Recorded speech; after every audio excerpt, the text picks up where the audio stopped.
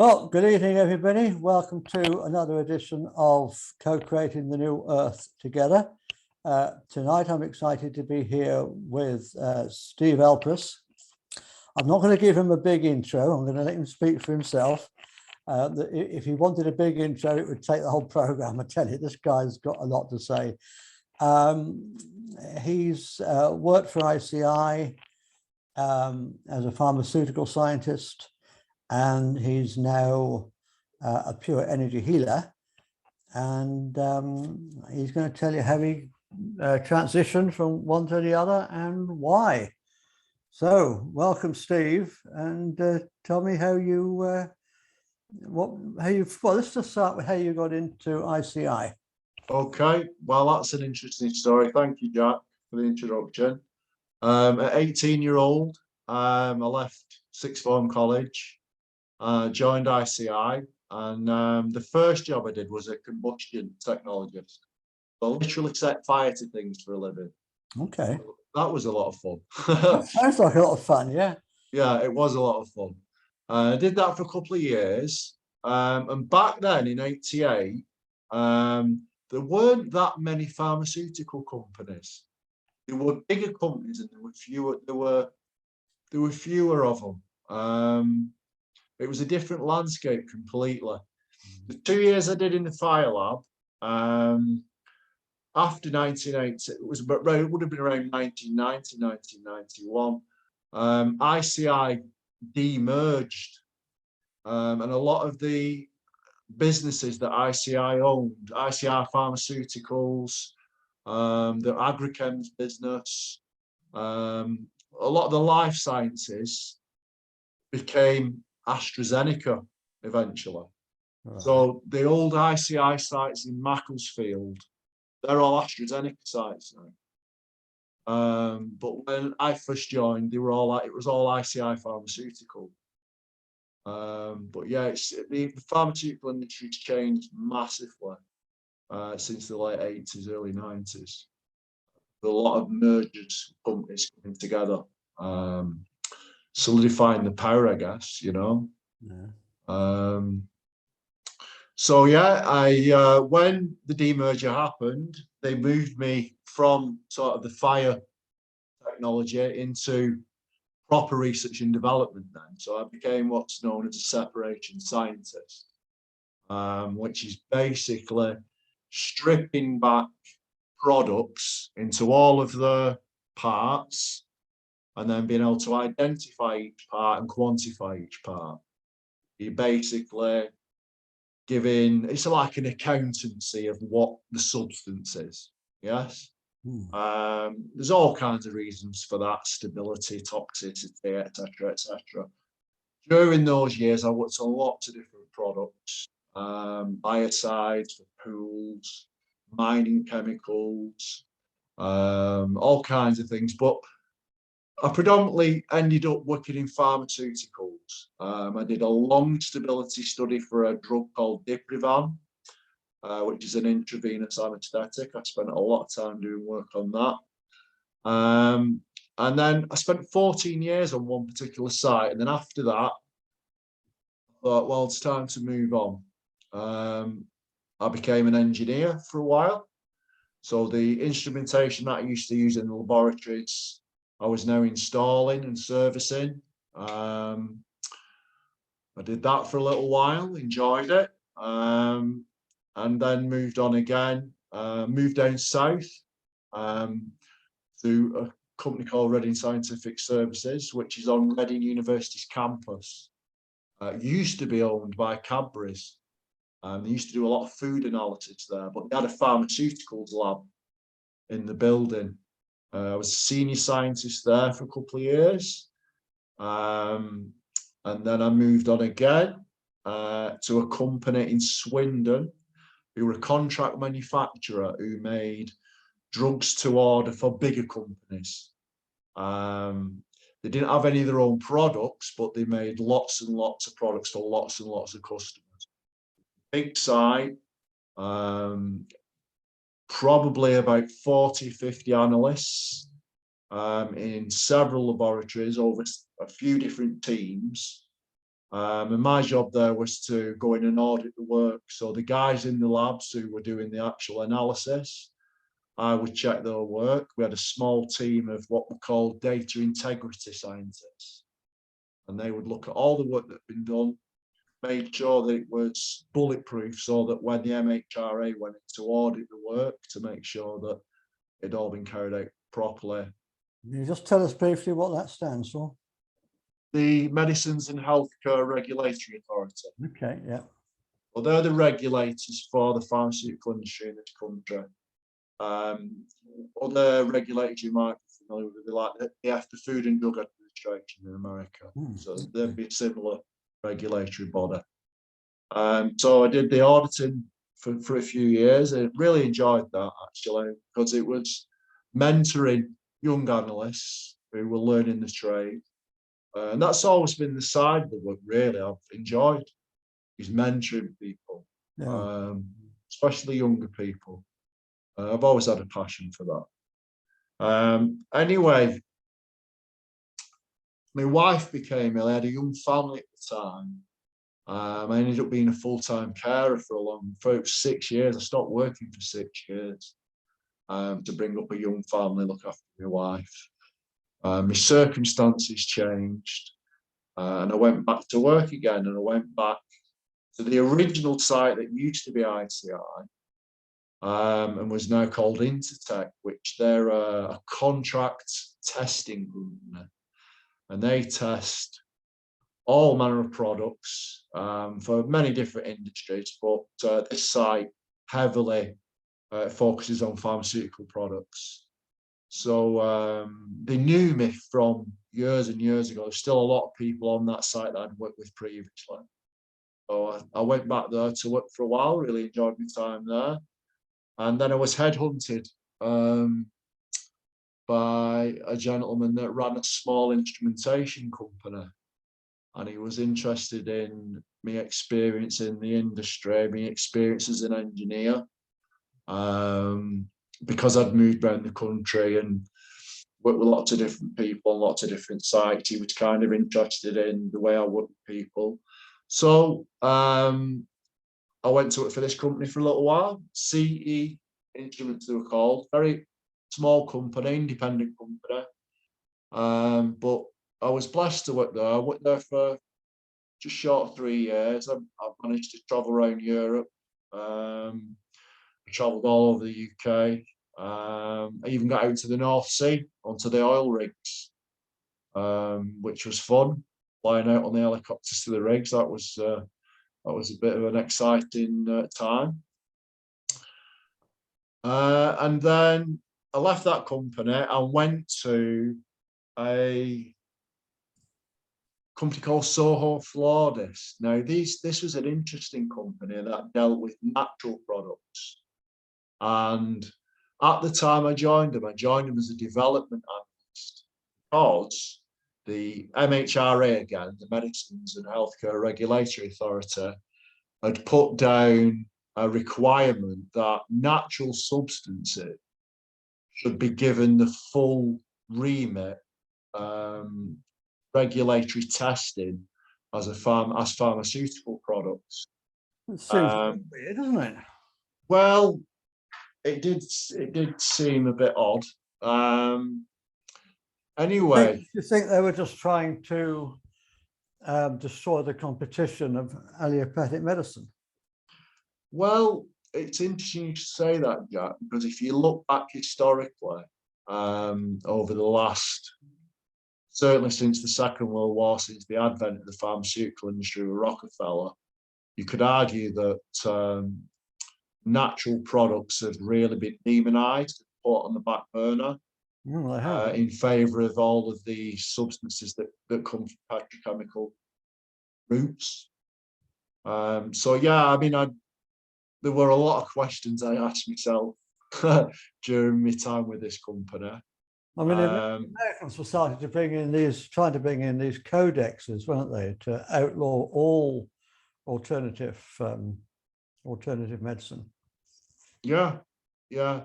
We need to just say, for the record, by the way, before we go any further, that we're not here to give medical advice. We're talking about health, and it's just our opinions. Okay, we need to exactly. And I will give out a caveat here that we need to just say that to stay legal. Yeah, I know exactly, and I will give a caveat out that a lot of people depend on pharmaceuticals, you know, and there are some good ones out there, and there are some bad ones out there. It's like any industry; it's there to make money. It's not particularly there to look after you; it's there to make money. Oh, yeah. And they make lots of money, and they make lots of mistakes as well. Make a lot of mistakes. Anything specific you'd like to mention without getting us into too much? Without getting us into too much trouble, there's people don't have to do much research, but if they look at the big pharma companies and the fines that certain companies have had to pay out in the last 20 years, you'll find that top of the list, the biggest criminal fine ever paid is a very large pharmaceutical company that will have been in the news very often in the last 2 years. I won't mention names, but people can do the research. I think most people watching this know which company you're talking about anyway. Yeah. Well, we don't want to get into the mire, into the weeds with these things, but people can do their own research and their own reading, come to their own conclusions, can't they? So yes, false claims are a big one with this industry. It happens a lot, and a lot of money's paid out. So it does beg the question: how much money are these guys making on these products? You know, and they do seem to have a stranglehold on the market for lots of different treatments. You know. Well, they don't seem to want to cure people, do they? They want to just make. No, they want repeat customers and customers for life. Yeah. And what I found with a lot of people that I've dealt with, whether they be family, friends, colleagues, acquaintances, I know a lot of people have had horrendous times on pharmaceutical medications. You know, they've had horrendous times trying to get off these treatments, horrendous times with side effects, or what people call side effects, but that's a word. Side effect is a word. It's a label. It's effects. They're effects, you know. And some of these side effects, when you can label things like cardiac arrest and death as a side effect, I think you need to be looking at your moral compass a little bit. Yes, absolutely, absolutely. Yeah. Yeah, they seem to have lost their moral compass altogether, some of these companies. Yeah, and for me, integrity, ethics, the truth, they're all massive. I'm looking to collaborate with people going forward, and those will be things that I will look at heavily at, with people, where their integrity is, where the morals are, what the why is, why they're doing what they're doing. Yeah. So yeah, and it's one of the things that has been such a joy really with Mark's community, is that people, they don't have agendas, they don't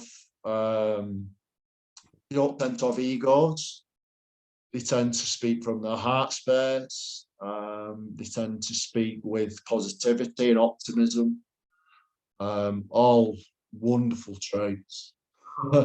And a real breath of fresh air, I have to say. Yeah, it's beautiful. I mean, who was it? It was John Seymour, wasn't it? Do you remember John Seymour from a few years back? The self-sufficiency guy. I'm not familiar with him, Jack, actually. I'll have to check him out. Yeah, he was big in the, he's dead now. He was big in the 60s and 70s and the 80s. And he used to, I can't remember the exact examples he gave, but one of his famous quotes is that nobody ever built a car to get you from A to B. And nobody ever, I can't remember what the examples were, nobody ever made a kettle to make your cup of tea. Everything that's been made has been made for one purpose or one purpose only, and that's to make a rich man even richer. Yes, yes. And with the alternative health people, you don't seem to get that. They have a real passion for helping people. Yeah, yeah. One of the guys I've come across recently is a gentleman called Clive DeCarl. I don't know if you're familiar with this gentleman, but No, he I'm runs not. a supplement company, and I love watching his stuff. His stuff's fascinating. He cured his own illness when he was young with magnesium. With a magnesium supplement, he had really calcified joints, and he's a fascinating guy. He's a fascinating guy. What's his company called? I don't know what the company's called, but the gentleman's called Clive DeCarl. Okay. He's definitely worth checking out. Very interesting guy. But yeah, supplements. People rely on supplements these days because, of course, as you rightly know, our soils are being rapidly degraded. We can't get the nutrients we need from our fruit and vegetables anymore because of the chemicals that are being put on farms, glyphosate and other things, pesticides, insecticides. The fertilizers that are put on are there to feed the plants. They're not there to feed the soil. Exactly. They do nothing whatsoever for soil fertility. And although the plants might be able to survive on that, we can't survive on those plants. Oh. Because we need all the other micronutrients that the plants used to give us. Yeah.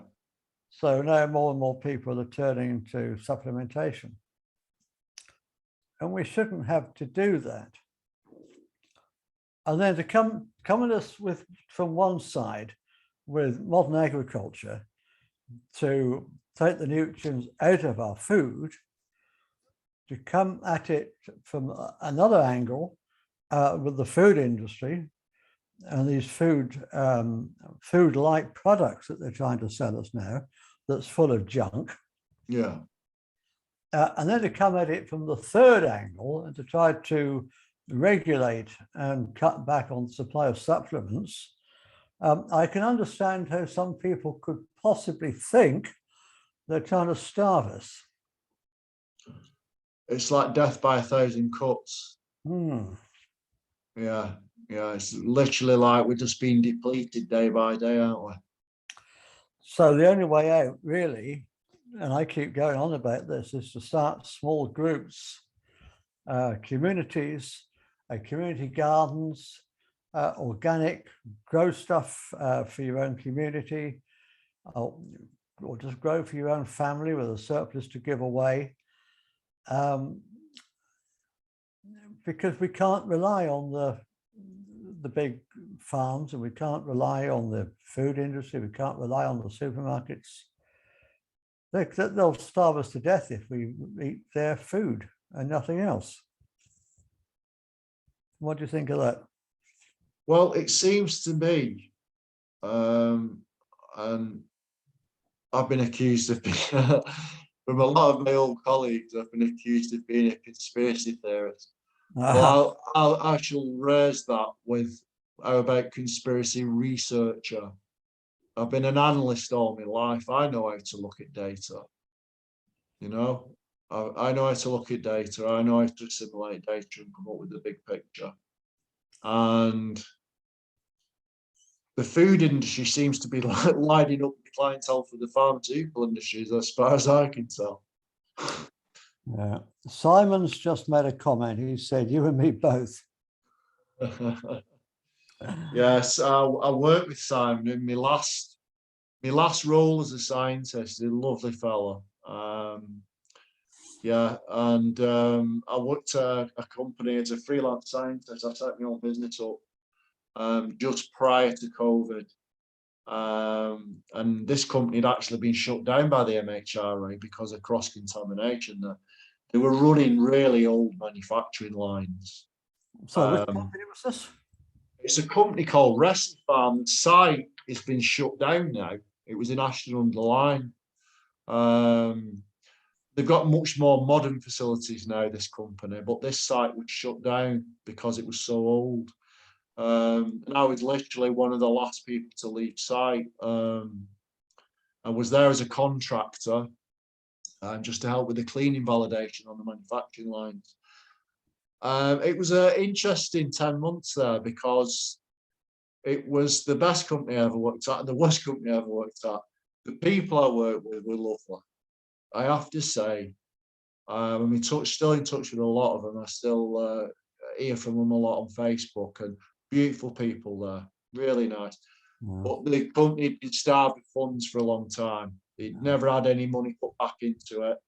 And he just made mistake after mistake after mistake. And it was a real shame to see people get stressed at work every day because they just didn't have the tools to work with, you know? That's a shame, isn't it? Yeah, it is a shame. And I saw that a lot actually in that industry, that money would be thrown at things and people just in the wrong places. So where was the money diverted to? Where was the money actually spent? Well, things always, well, to me, there's a set of regulations called GMP, Good Manufacturing Practice. This set of regulations is there to protect the consumer from pharmaceutical products, from toxicity, to make sure these things are stable. Lots of money goes into policing all of the work that's done on pharmaceuticals. It costs a lot of money. This is why things have to be patented for 20 years so that the companies can actually make some money on these products, because they have to spend so much money on R&D over such a long time that they have to charge a lot of money to the healthcare providers or the government or whoever's providing the funding. A lot of this money goes to waste, as far as I can tell, from a lot of my experience in the auditing procedure, the number of times analysis has to be repeated, work has to be repeated. Very wasteful, very wasteful. A lot of the equipment that's used in the industry costs hundreds of thousands of pounds, if not millions of pounds. It's very technical.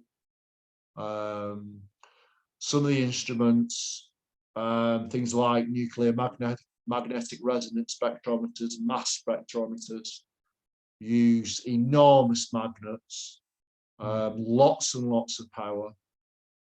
You need highly trained people that have been doing the jobs for 10, 15 years to be able to elucidate the data properly. And it costs, it's a big machine that needs a lot of money to run, Jack.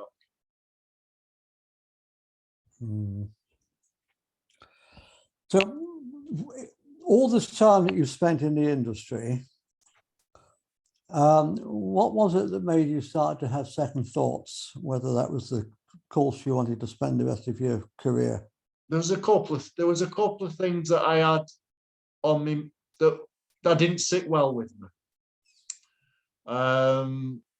One was the number of people that I'd be, either family, friends, colleagues, or whatever, who had real trouble with pharmaceuticals, with side effects, with coming off them. The other issue I had was with the way cancer is treated. We won't go too much into this because I don't want to get into the weeds with this, but the way cancer is treated in this country and globally, I have to wonder about. I do have to wonder about. But the final nail in the coffin for me was the beginning of 2020, when the pandemic hit, the lockdowns came, and science became political, and it became dogma. And all of a sudden it was, we like this science, but we don't like this science, because this science has come from a certain person that's funded by a certain person, so this data must be right. And this data over here that we don't know who's provided the funding for that data, so we don't like that data. That's not science for me. No, that's not science. Yeah. I mean, I mentioned this before. on the various programs that I do. My experience going back to when I was at university, back in the 80s, I went to university quite late in life. I didn't go straight from school. I did environmental science, and we were taught climate change, global warming as it was called then. And my professor, Ewan McPhee, he took us to one side after lecture one day, and he just said, just a few of us, you know, a few that could be trusted. And he just said, I've got to teach this garbage or I lose my job. Yeah. But please don't take it too literally. Yeah. That was the big wake up for me. Yeah. That this highly respected, highly qualified professor was having to teach stuff he didn't believe in, or he would have lost his job. And I'm sure the same sort of thing was going on in other areas, in your area as well.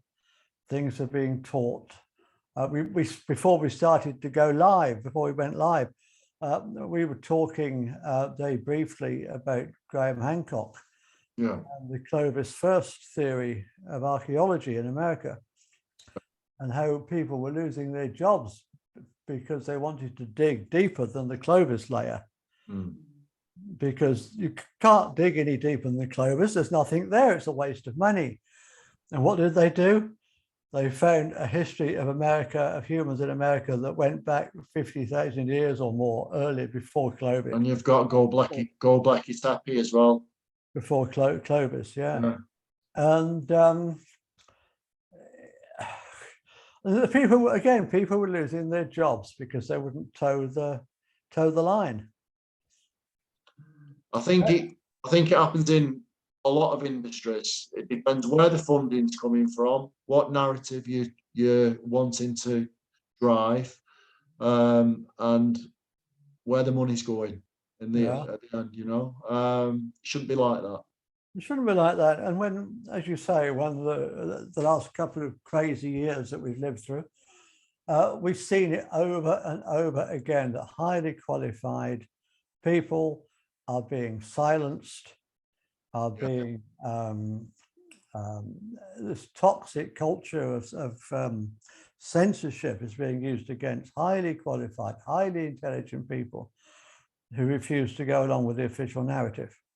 Yeah, well, you'll have to mention the Barrington Declaration, don't we? Yeah.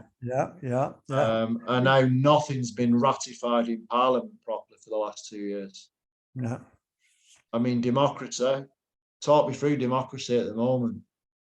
And then we got this saying, that this glib saying that came out, trust the science. The whole principle of science is that you question it, you question everything. Yeah, exactly. The very concept of trust the science is the most unscientific thing ever, isn't it? It's when science becomes religion and dogma, we have to start thinking about maybe reframing it. Right, Simon's just made a comment here. He says, spot on. That's when I knew the whole thing was a scam. Yeah. I mean, it didn't take a lot, did it, to see through it? I think I realized the whole thing was a scam when people were walking up on the hills in Derbyshire, away from everybody else. Yeah. And were being told, no, come down off the hills away from everybody else and mix with people. Yeah. The whole thing was just totally illogical. And also people on the beach were being told, no, you can't sit on the beach on your own, away from anybody else. You've got to come into the park. I was seeing videos of people in Australia that were on beaches on their own being arrested by police. I mean, really? Talk me through that. There's even somebody on a surf on a surf bike, wasn't there? Yeah. It's been quite an amazing 2 years, hasn't it? The madness has been off the charts. And it's, I don't know, because to me, they can't expect anybody to believe it all. I think they were throwing it in our faces, waving it in front of our faces and saying, yes, it's bollocks. Of course it's bollocks, but you can't do anything about it. It's almost as though we were being taught to wake up. Yeah. You know, it was almost like, well, we need to wake you up, but we need to do it slowly because we don't want to wake you up too quickly and really start to freak you out, you know, because there's not just the it's not just the scamdemic, is it? There's lots of things that we're told lies about. If Simon's just said, if the kids in masks outside that really scared me, kids need faces to socially develop. Yeah, I mean, the trauma that these kids are growing up with because they can't see people's faces. Yeah, can you imagine the trauma?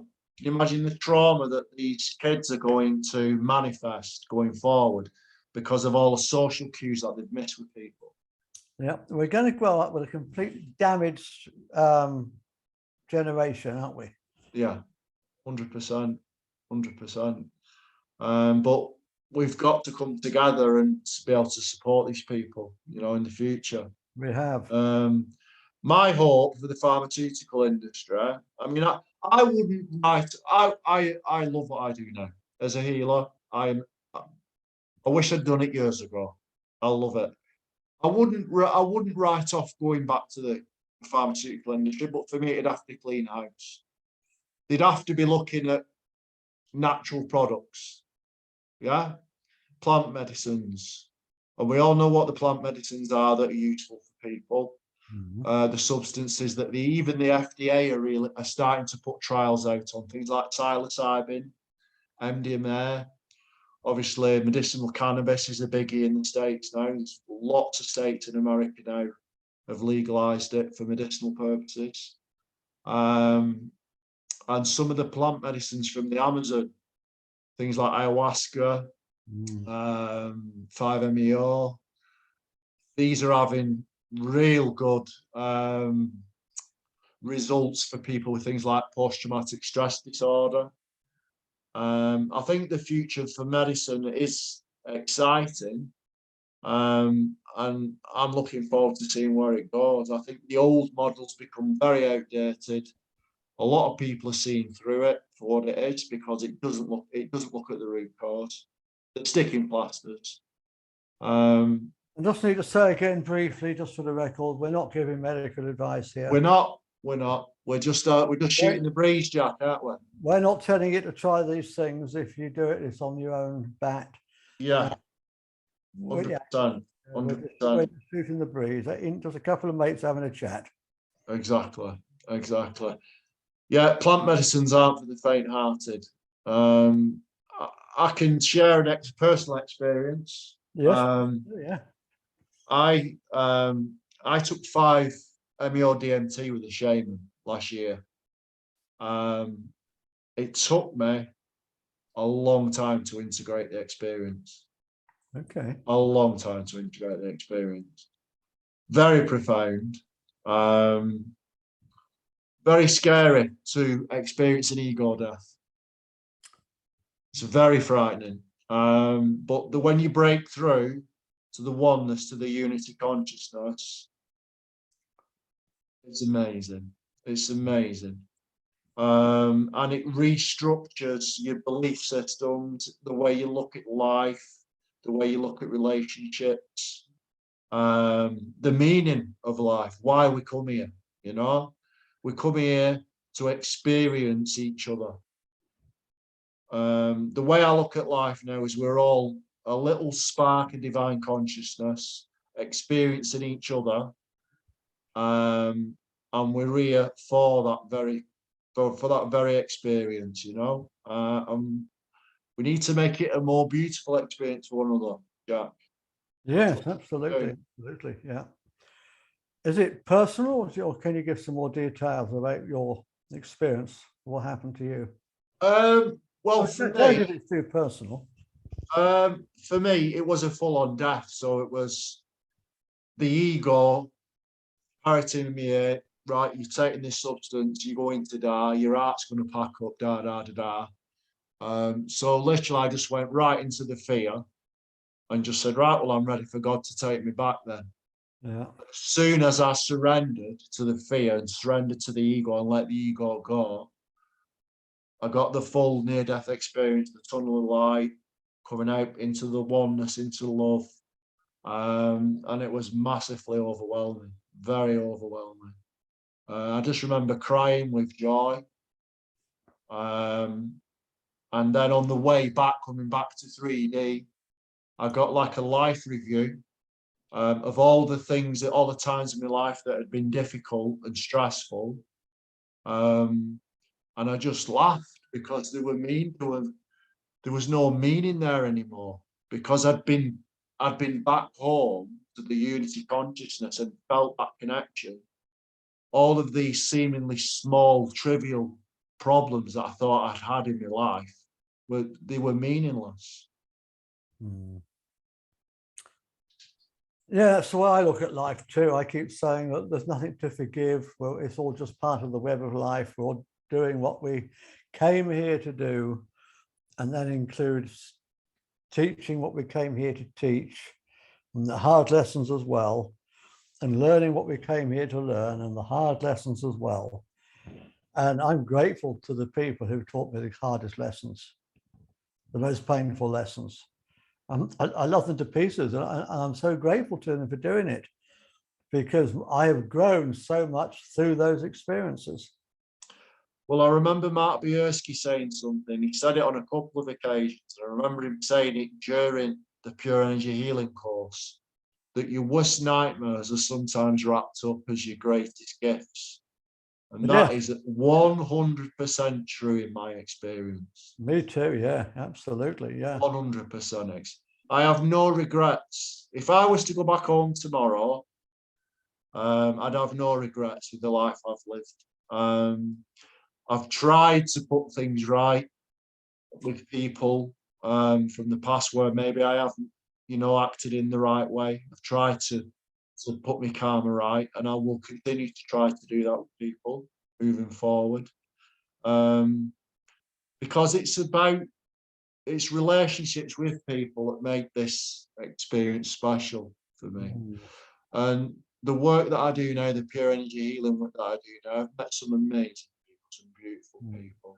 I mean, I've realized that I can't go back and make it up to the people I've hurt, because they're no longer in my life and we're no longer in contact. And even if I did, or if I could go back and turn the clock back, I would be robbing them of those experiences and the growth they've had as a result of those experiences. Yes. And I'd be robbing myself of the experiences I've had and the growth I've had as a result of those experiences. So I wouldn't want to do that. But at the same time, I can try to make it up to the people that are coming into my life now by treating them, to be being excellent to them, by doing the most I possibly can for them.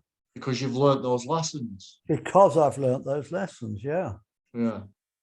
Yeah. Anyway, let's just talk a little bit about Mark Bajerski. Yeah, sure. A lot of people on here will have known about Mark Bajerski before anyway. And a lot of you would have seen the interview I did with him a couple of weeks ago. So what was it, Steve, that made you decide to study with Mark? Well, I've been following Mark for a long time. I listened to a radio show called the Rich Allen Radio Show. He's the biggest independent radio broadcaster in Europe, if not the world now. And I found Mark through Richard, and I've been following him for a long time. And I remember him putting this video out, particularly about the course, back in August last year. And I thought, I want to do this course. I really want to do this course. And I thought, funds are a bit tight. I didn't know how long the pandemic was going to stretch out for.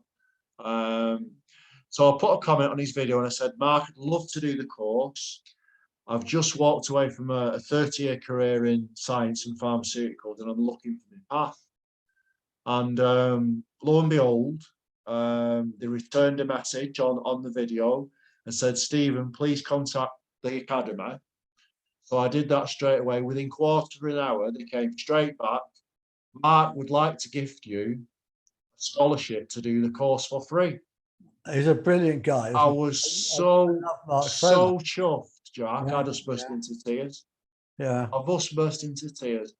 And those 4 days were amazing. They were the things that I experienced in those 4 days. I can't tell you. Blew me away. So did you do it online or did you go over to Spain? Yeah, I did it online because it was during the pandemic. So, but the course had been put together so well. What Mark and Layla had actually done was they'd filmed a previous course. So you literally felt like you was in the room of this course. So you'd watch the video material and then you'd have 2 Zoom calls, morning and night, to discuss anything in those videos and discuss the healing sessions that you were doing with your clients, because you had to do 7 healing sessions during the 4 days. I think there was something like 30 healers on that course. It was an amazing 4 days, sharing experiences, because all healing sessions are different. I have repeat clients. Healing sessions are never the same. Clients tend to get the healing session that they need, not what they want. If you're very lucky, what you want is what you need, and it's what you get. But yeah, I've been doing the healing sessions now since August last year. My experiences have been mind-blowing. So you just can't explain the things that happen in these sessions. There aren't words. Try. Tell people, what have you experienced? You get tied up in words. I mean, a lot of it's highly intuitive, Jack. A lot of it's highly intuitive. Because I've been working with energy for a long time now, what we call the pineal gland, or the third eye, that works very well for me now. So I can see energy now. Yeah. I started off only being able to feel it at first. So I could feel auras very strongly, especially around the head and the heart.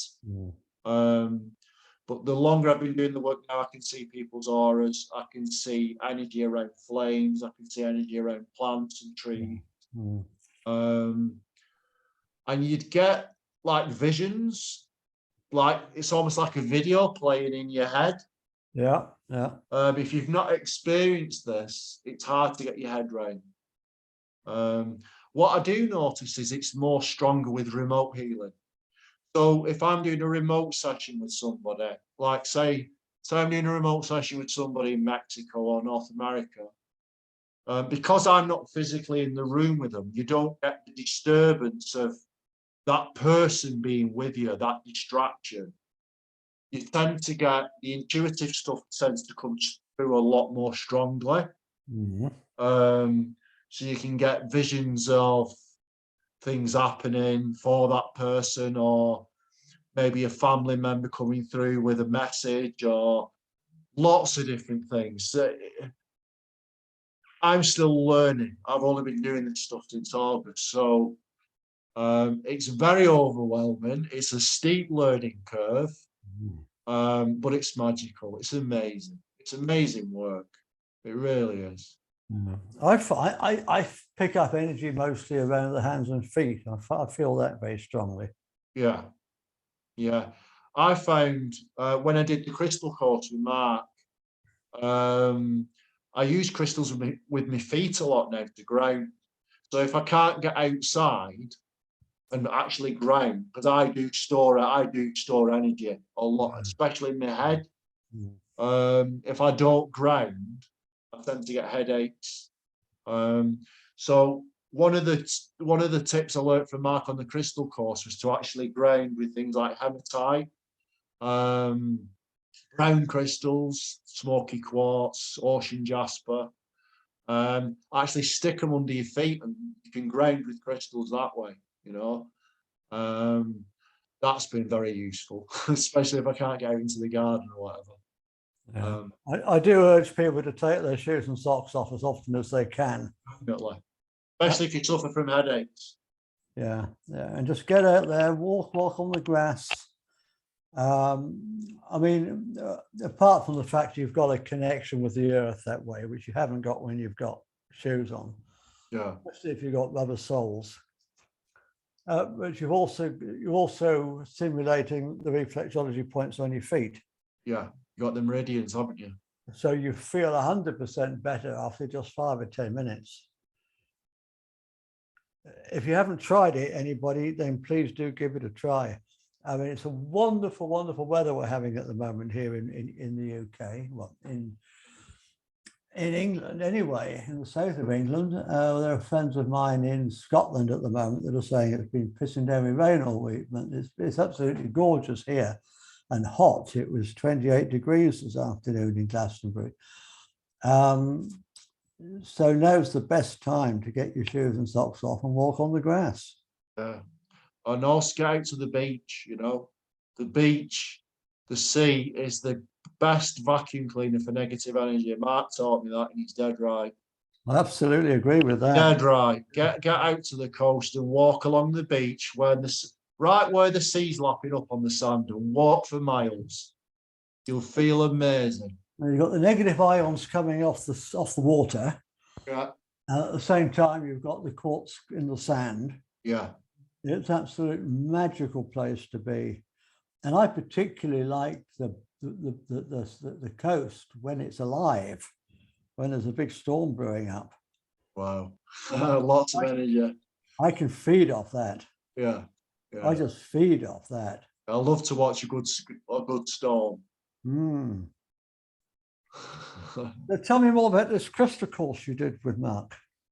Okay, so the crystal course again was the same format. So it was done over videos, 7 healing sessions, and Zoom calls again.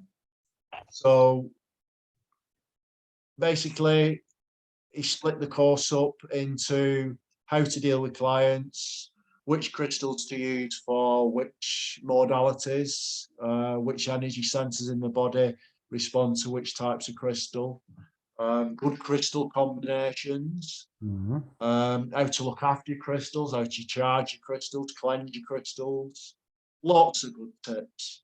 I mean, to be fair to Mark, you don't need to do the course. Mark will teach you so much for free just by going to his YouTube channel.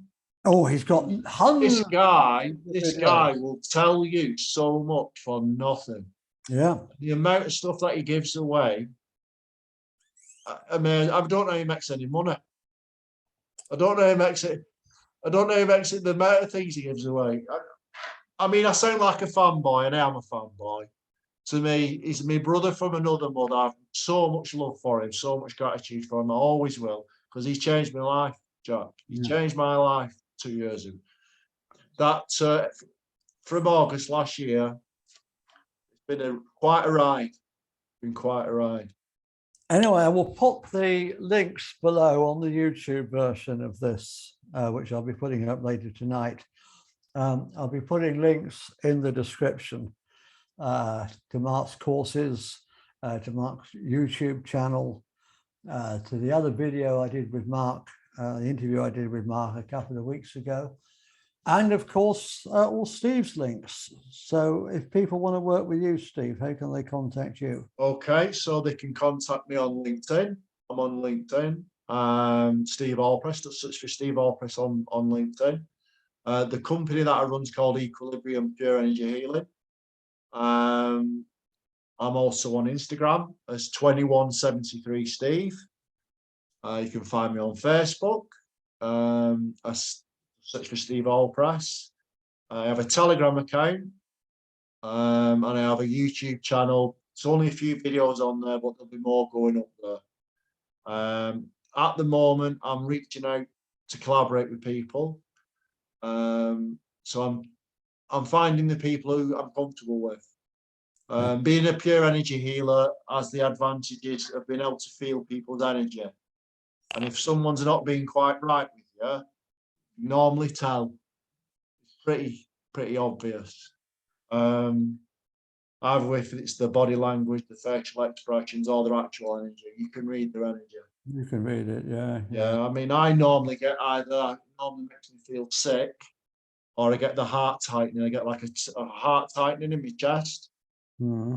Sometimes happen if I might be in a place and I'll get like a feeling that something is going to happen, and I'll just get spooked. You know, like animals get spooked. Yeah, yeah. And those type of abilities seem to be sharpening with the more healing sessions I'm doing, those seem to be tuning more. So, but yeah, at the moment I'm reaching out to people for collaborations. I am blessed with lots of people in my network who run things like crystal sound baths, people who run retreats for plant medicines, people who have crystals to shops. So I'm really just trying to bring together all elements of healing, herbalism, all kinds of things, because we need to grow this new world, Jack. We need to network. We need to be sure that the people that we're networking with have the right intentions too, you know. That's real important. Oh. Absolutely. The new earth that we're trying to create, it's going to be full of people like Steve, like Mark, all doing the things that they can do as a service, not just as a way of making money. It's a whole new mindset. If people talk to me and say, what's this new earth? I say it's a whole, people talk about fifth dimension of consciousness and all that. I say, if you don't understand what that means, and to be honest, I don't, it's a new mindset. It's a new way of thinking. It's a new way of being. It's a new way of interacting with one another. It's a way of interacting from love and generosity instead of meanness and fear. Yeah, the way I look at 5D consciousness, Jack, is operating from the heart space. Yeah, so being very aware of when your ego's kicking in and winding that ego back, pulling it back on the leash and saying, no, you're not leading, the heart's leading. Yeah. Yeah, the heart's leading. Move into integrity and just push the ego away. That's how I see 5D consciousness. Catherine's just said she wants to talk with you. I mean, do you want to unmute now and say something, or is it private? Catherine? No, I was just going to talk to him about the way, Jack. Okay, yeah. Sure, Catherine. Happy to. I mean, Catherine, where do you know, but Catherine runs this new social media platform called The Way. Yes, I did watch the video about this. Very interesting.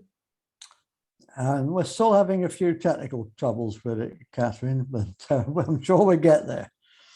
I couldn't log in today again. So anyway, I'd be more than happy to contribute, Catherine, with this. More than happy. Yeah, I want to get my videos up there. I'm sure Steve will put his videos up there. We've got to get away from the toxic culture of censorship that we get with YouTube and Facebook. It's concerning. It's concerning. It's a bit more than that, Steve, as far as I'm concerned. Yeah. I'm being generous though, aren't I? Yeah. It's becoming a deal breaker, to be honest. Yeah. And if we can set up an alternative that would make the mainstream the mainstream social media obsolete. We can't take them down, but we can make them obsolete. Yeah, people just walk away. It's the field of dreams, isn't it, with Kevin Costner? If you build it, they will come. Absolutely, yeah. You know? Yeah. You can't destroy the old system. You've got to build the new system. To walk away from the old system, it's so broken and so corrupt. There's no fixing it. No, You've just no. got to let it rot, die, and Yeah. become the dinosaur that it is. But before it collapses completely, we've got to have an alternative available. Yes. And this is where Catherine is really, really helping, aren't you? Really making a difference. Yeah, well, that's what we've been we've been building it for 2 years now. And like Jack said, we've still got teething problems with getting the single sign-on. We've got 3 things. We've got a few more things, but we've basically got a social media site that's like Facebook that we're gearing towards people like you, that people that are in the right energy, that are building the future, not for self-promotion, but for helping others, and being in that energy of creating from the energy of giving rather than so that's the sort of people that we want to be showcasing on the social media site. Then we've got a chat site, which is a bit like Telegram, and we've got the WayTube, which is YouTube. Yeah. All going through our own servers, so they don't touch the Silicon Valley giants, and so we're not in danger of being taken down. And we're just trying to build something and unite people, and focus on building something for the new era. And yeah, we're obviously aware of what's going on, but we don't really want to share that energy around. We want to say, come on, look at what's available and what we can do together.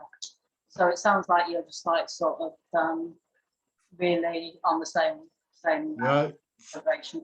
Feel free to reach out anytime, you know. Yeah, I'd love to have a chat with you at some point. Definitely. Well, you're on the Icelandic principle. Tell me, I'm getting confused. The Icelandic protocol? Yeah, it's IMMI, Icelandic Modern Media Initiative, it stands for. And basically it's under Armed Guard. Right. And they are they're like whistleblower. They have like whistleblower sites and things like that, and advocate free speech. So it's all very well protected. That sounds perfect. Absolutely perfect. I'm sure Mark would be interested in coming over to you as well when you get all the technical side of it sorted out. I mean, he's had so much problem with YouTube. He has, but he's persisted. He's persisted, hasn't he? And fair play to him. He put one out a few years ago now, just a small video about using lemons Yeah. to detect bad vibes. And they do.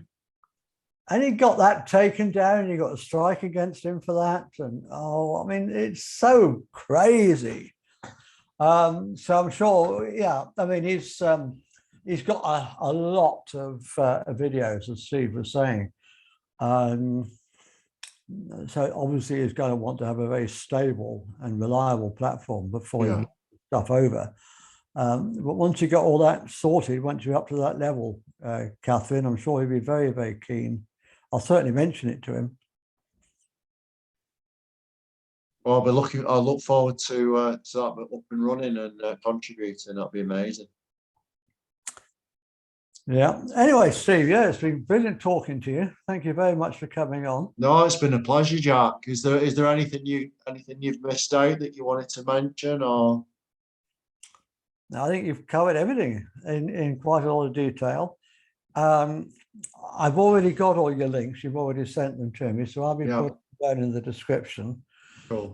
So anyone who's watching now or is watching the replay later, and most people watch the replay later, can contact Steve and work with him. What Simon just said.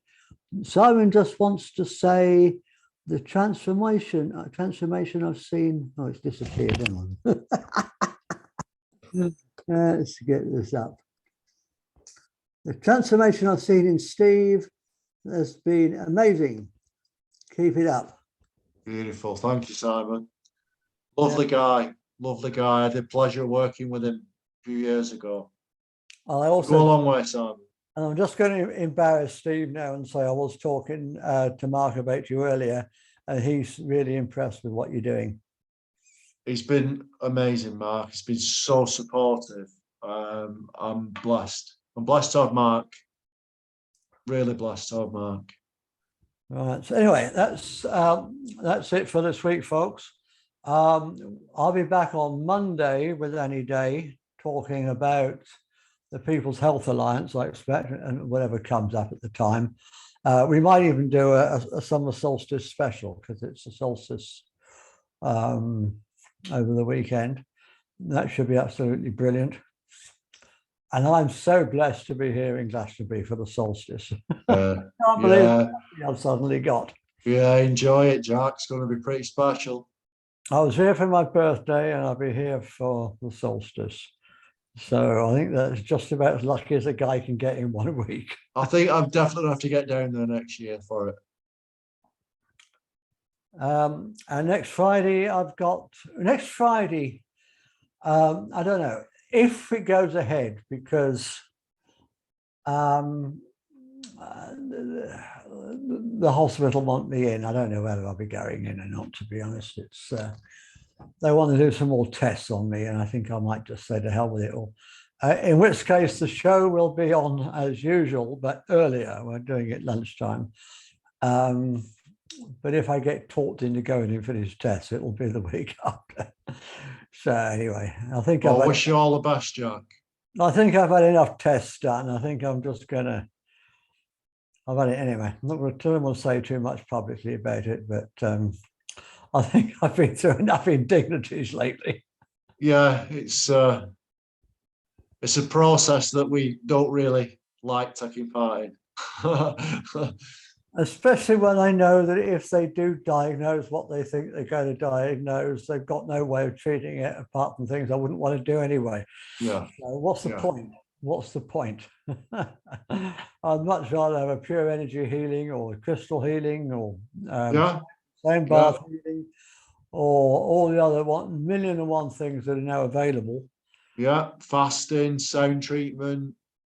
You know, there's loads of different kinds of things you could look at, you know. Absolutely. Right. Well, thanks, everybody. See you all again soon. Thank you. Namaste. Namaste.